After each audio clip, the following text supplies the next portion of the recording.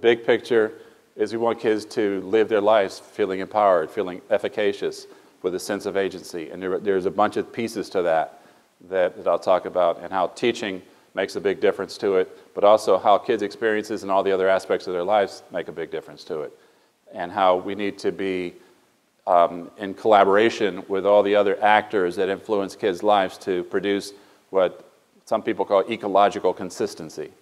We need to give all our kids that sense of agency where they decide they're going to make their way in the world, they're going to build a life, and they're going to care about other people too as they do that and carry it along. And so every one of us is not only about ourselves, we're also fulfilling other people's dreams, helping build other people's dreams. And there's some things that affect your ability to do that. And those are the things that affect agency.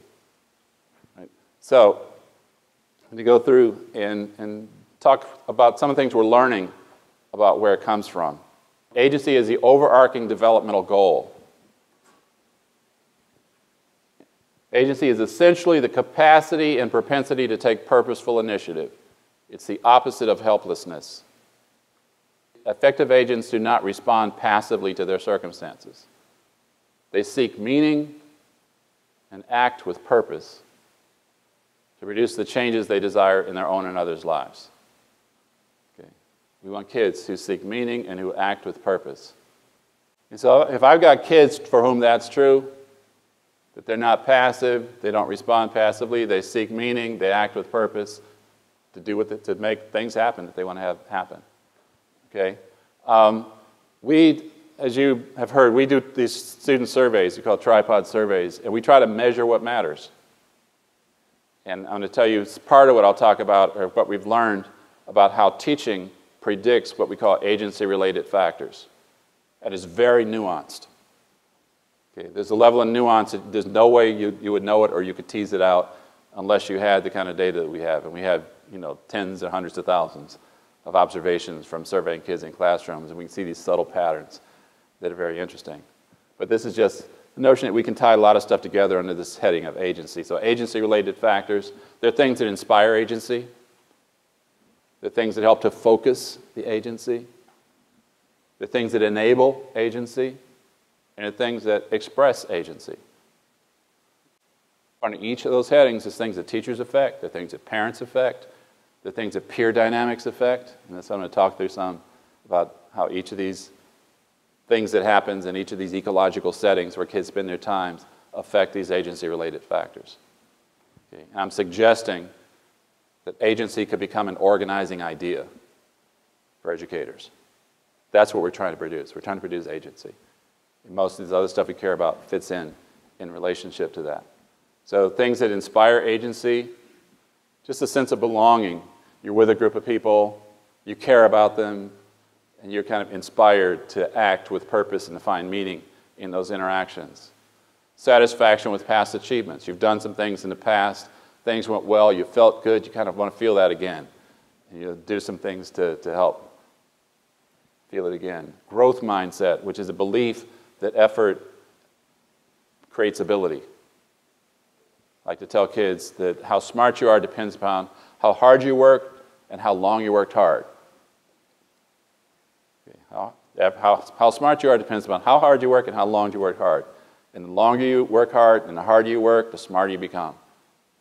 And there are actual physical changes in the brain. When we learn new things, our brain actually changes in physical ways. And so it's actually true. It's not just something we say because it sounds good. Okay. This interesting study people often quote of London taxi drivers, where the part of your brain where you would store the map of the metropolitan area is bigger for London taxi drivers. Okay. It's just your brain's like a muscle. It's not a muscle, but it's kind of like a muscle. That when you exercise it, it grows in the areas where you exercise it. Okay. We all know that when you practice something, it gets easier. So trying to learn an instrument. First, it's really hard. You practice a lot. After a while, it's automatic. You kind of think a thought, and the notes come out. Okay. I used to play clarinet and saxophone in a group. Okay. And it gets to a point where, I mean, everybody's got their limit, but there's a certain range within which you just kind of think it and it happens. Right? And so we want kids to know that you're not stuck stupid if you're feeling stupid today. Okay? Well, work harder and longer, and it'll start to get easier. Okay? And find sense of efficacy, sense that you can do it. Hey, I can do this. Those things help to inspire agency. Focusing agency, your ambitions and aspirations and sense of purpose, so to give you a direction for the agency. Enabling agency, you got executive function skills, which are the skills that enable us to follow through on our intentionality, that enable conscientiousness, for example, which tend to be nurtured by the close bonds of personal relational support between mothers and infants and toddlers, for example. Kids who learn to feel just safe and secure in the world start to venture out and experiment a little bit. They develop the skills that enable the expression of intentionality. And there's a set of part of your brains where those executive function skills are stored that allow kids to follow through and be conscientious.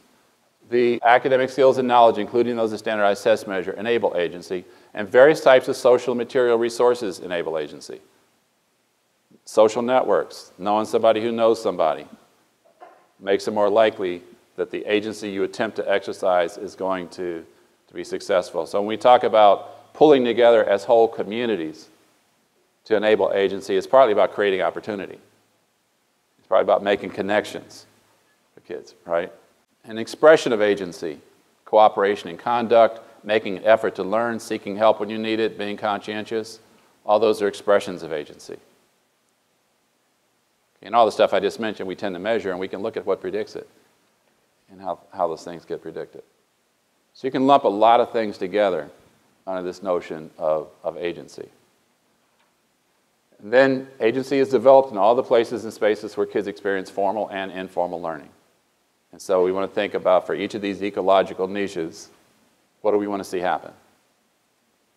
What's our vision for how things would operate in each of those places, in the roles for parents, for teachers, for peers, for employers in the community? And there's a little poem I'm going to throw in here about agency. We thought that we were powerless, all promises untrue. Our dreams were trapped in darkness, to be hopeful was taboo. We thought that life was preordained. No goals we could pursue could ever change our circumstance. Resources were too few. Then teachers at our school began to place some new demands. They treated us like people they could actually understand. No longer could we vegetate just sitting on our hands. No longer could we pass the time as though we had no plans. They made our lessons relevant, but also made us struggle. When lessons were too hard, they said our effort must redouble. Our classes became orderly and little time was wasted. We learned we could repeat the small successes that we tasted.